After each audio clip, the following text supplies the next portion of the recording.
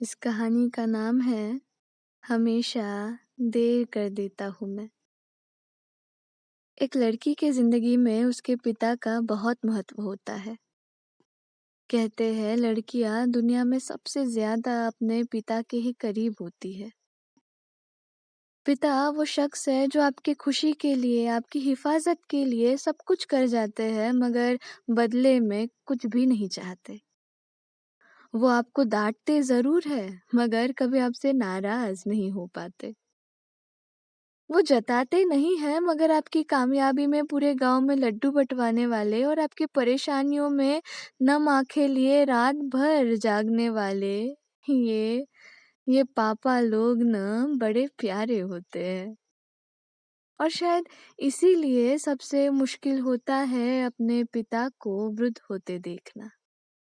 वो कंधे जो कभी किसी के सामने नहीं झुके, उन कंधों को वक़्त के आगे झुकते देखना। कहानी की नायिका शर्वरी भी 8 साल बाद अपने पिता को देख यही महसूस कर रही थी। शर्वरी के पिता यानी कि अनूप चतुर्वेदी शहर के सबसे पुराने मूर्तिकार हैं और उनके हाथ की मूर्तियां यहाँ के हर पांडाल की शोभा हुआ करती थी। भगवान कृष्ण, माँ दुर्गा इनकी मूर्तियां जब वे बनाते तो छोटी शर्वरी भी बड़े शौक से उनकी मदद करती। उसे पसंद था गीली माटी से खेलना, वो रंगों की खुशबू।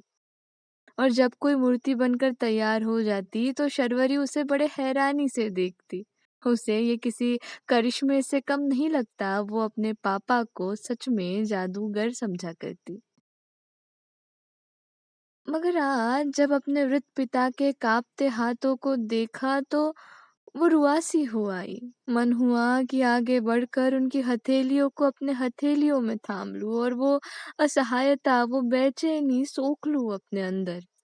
उनकी माथे पर उकर आई जिंदगी के निशानों को सहलाऊं, उन्हें एहसास दिलाऊं कि मैं हूं उनके साथ हमेशा।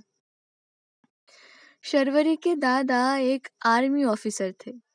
उनकी इच्छा थी कि उनका बेटा भी आर्मी ज्वाइन करे, मगर पोलियो के वजह से वो आर्मी नहीं ज्वाइन कर पाए और इस बात को उन्होंने कभी उनकी कमजोरी नहीं बनने दिया।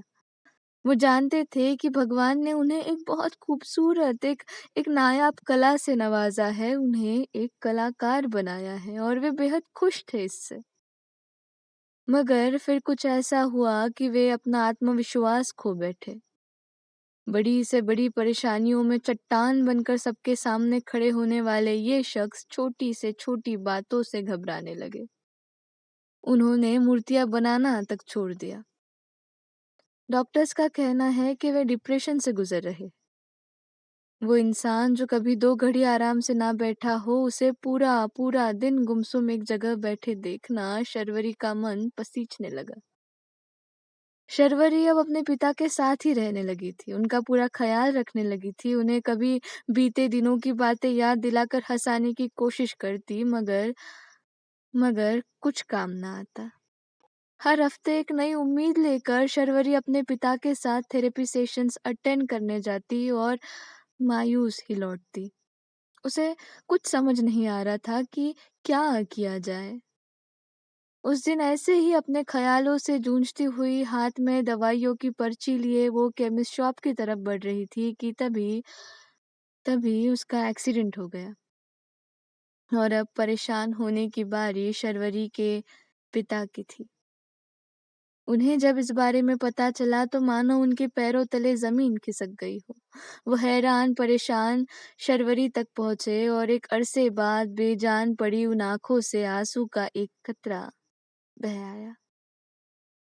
माथे पर कहीं चोट नहीं आई थी, बस कुछ फ्रैक्चर्स थे, वो भी जल्द ही ठीक हो जाए और शर्वरी अपने घर लौट आई।